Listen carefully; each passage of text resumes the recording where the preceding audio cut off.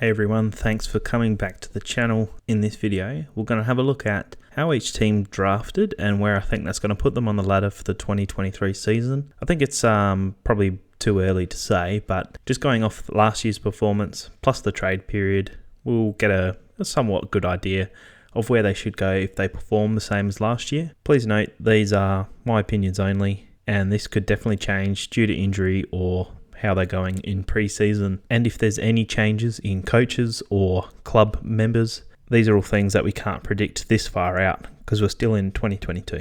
I'll try to rank the drafting period as quick as I can and also tell you where I think they're going to land on the ladder next year. We'll do it as quick as we can in alphabetical order, starting with Adelaide. A big in, as we know, is Isaac Rankin, who's going to be a good forward for Adelaide. They don't really have a small forward there who's been dominant, sort of like Eddie Betts was back then. Not really surprising to see Billy Frampton out of the side. He played a couple years for the Crows, maybe just one, coming from Port Adelaide, and he's traded to Collingwood. I don't think he's probably going to get much time there. For me, it's a pretty boring trade period for Adelaide. They don't have many draft picks, and I honestly thought they might have been looking for a mid. They didn't get it. They got a forward instead.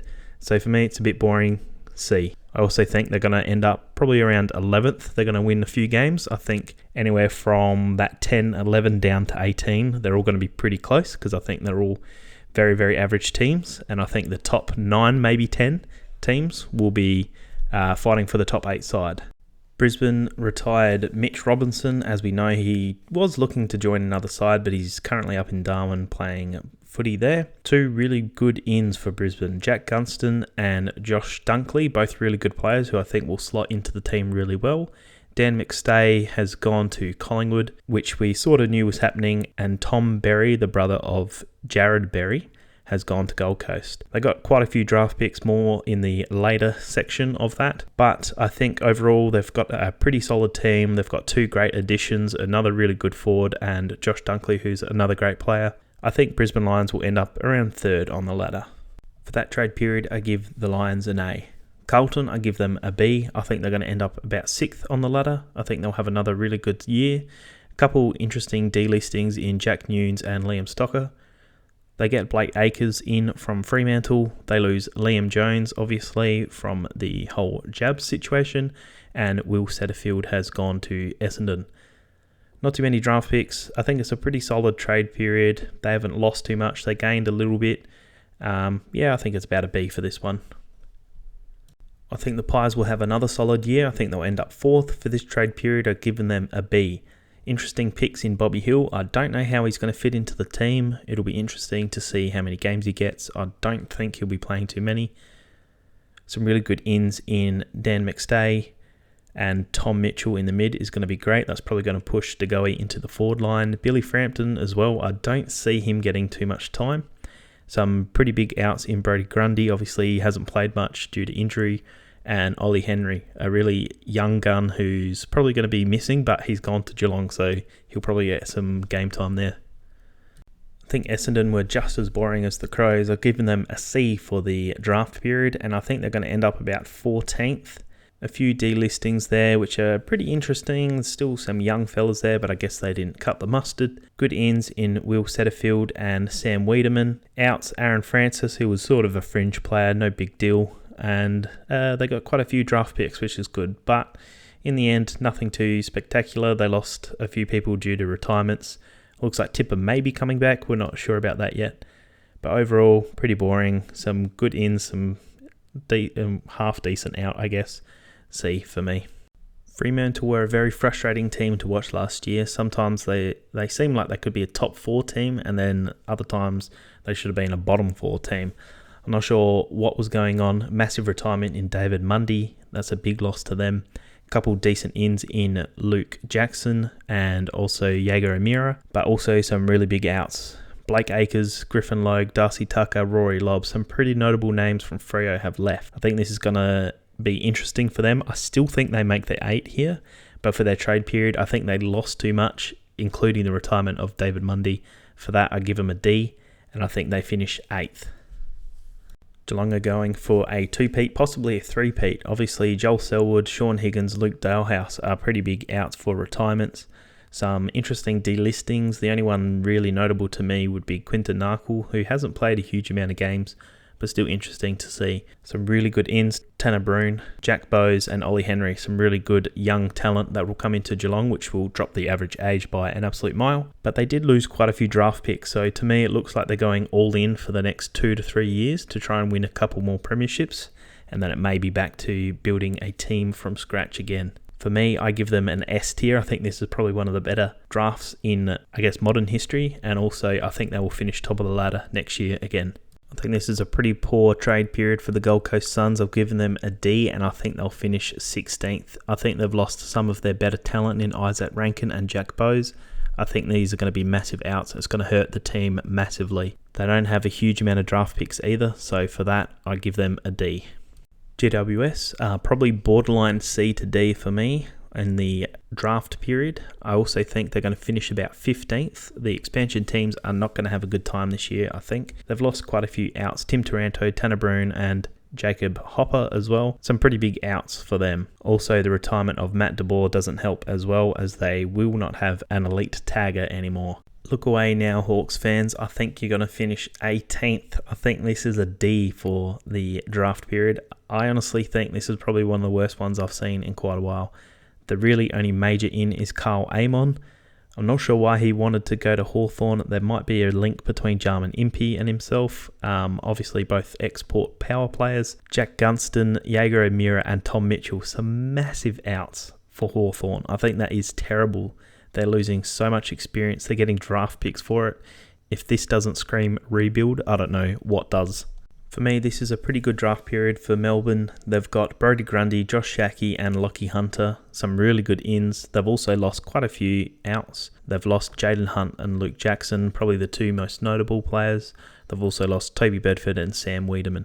They don't have many draft picks as well, so to me this also screams as an attempt to try and win the next 1 or 2 years, possibly. I'm not sure, but they've got some massive ins. If Brodie Grundy can keep healthy, this would be an S tier, but he seems to be always injured, so I've dropped them down to an A, but I still think they'll finish second. Their list is very deep. I think they'll go very far this year.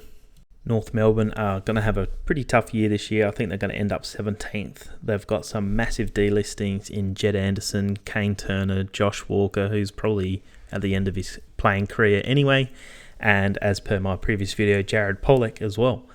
They've got 2 decent ins, Griffin Logue and Darcy Tucker, both from Freo. Not sure why they wanted to go there. They've lost their number 1 draft pick in Jason Horne-Francis, who's gone back to Port Adelaide. We knew he was going to go back to Adelaide at some point. We just didn't know which team, but that is a massive out, and I think North Melbourne are going to struggle for the next 2-3 years. Robbie Gray and Stevie Motlop have retired from Port Adelaide, which is a real shame for Port Adelaide fans. I think they're both solid players who would help them this year, but unfortunately they are out. Massive ins in Jason Horne-Francis and Junior Rioli. A pretty big out as well was Carl Amon, who had a great year last year, probably trying to get his price up. But overall, I think this is borderline ALB draft period for them. I think they're going to finish about 7th on the ladder. I think they'll have a good year. They don't have many draft picks, but I think they'll do okay this year. Some real notable names at Richmond have been retired. Josh Caddy, Shane Edwards and Kane Lambert have retired. Some delistings that you might notice: Matthew Parker, who came from the Saints, Jake Arts and Sydney Stack have all been delisted. The trades that are in are really good. Tim Taranto and Jacob Hopper I think will do really well there. They have no outs and very limited draft picks. For that I give them a B, and I think they're going to finish 8th or 9th. I'll give them 9th. I think Fremantle will have a little bit more edge over Richmond. But yeah, I think they'll finish 9th. I think they'll finish in that top 9, who are the possibility to be in that top 8. I think from 10 below are probably no chance at all. St Kilda probably should be lower on this list. They shouldn't be 12th. I don't know. I think that those bottom 6 teams are going to really struggle. Did anybody tell St Kilda that the draft period was on? They got Zane Cordy and lost Ben Long. Very, very boring. For that, I give them a D. I'll put them in 12th place, but I think they're probably going to be a bit lower than this. Overall, very boring trade period for them, and I think they're going to struggle this year again. To me, this seems like Sydney are pretty happy with where they're at. They got Aaron Francis in from Essendon. I'm not sure if he'll play much. He might sort of take a little bit of a forward role. Possibly he can play as a defender as well. A few delistings from Sydney, but none that are probably too notable that were in the team last year. They did really well last year. I think they'll finish around 5th. This trade period's also another boring one, so for that I give them a C. This is probably going to be a pretty big call for me. I'm putting West Coast Eagles in 13th spot. Most people will probably have them down on the end, and I can understand that. Jaden Hunt is a massive in for them. He just does not stop running. He's going to be a great addition. They've lost quite a few in retirements and delistings. I think West Coast at the start of the year had the excuse of the whole COVID-19, but I think towards the end they were still putting teams together. It was just a poor turnout. I think they'll have time now to reset and get back to it. I think they've got plenty of pool to draw from over at Perth, and I think they'll do a lot better this year. I still think they're going to be pretty average, but I'm putting them in the 13th spot. I think they'll get quite a few wins, but not enough to be anywhere near the 8. For this draft period, I've given them a C. Boring, not good, not bad. And of course, last in 10th spot is the Western Bulldogs. I think they've got some half-decent ins in Liam Jones and Rory Lobb. Not too bad. No, not really notably great, but they also have a lot of outs. Zane Cordy, Josh Shackey, Lockie Hunter and Josh Dunkley. Some really good players that Western Bulldogs are going to lose. I still think they've got a lot of players that are still there, which are really good. I think they've lost too much. For that, I give them a D, and they're probably 10th, which is probably a bit too generous. They probably should be a little bit lower. Anyway, that is my final list. I think the top 9 from Geelong Cats all the way down to Richmond are possibility to be the top 8. And I think from Western Bulldogs down, I don't see too many teams surprising us there. I think it's going to be a race for the bottom. I think most of those teams are going to be well out of the 8. Possibly the only half-decent ones may be the Crows, but that is possibly because I'm a Crows supporter, and maybe the Bulldogs, but I think they've lost too much. Honestly, I think the top 9 are pretty secure in there. It might be a switch between Richmond, Freo and Port are probably the 3 that will take that 7 and 8 spot, and I reckon the top 6 are pretty solid. I think they're going to be in there for sure. But it might change, who knows. We'll see a little bit later next year before the footy starts. I might do another ladder to lock in my answers. Let me know what you think. Do you agree with everything that I've said? If not, leave a comment. If you do, leave a comment too. That'd be great. Thanks for watching, and I'll see you in the next one. See ya.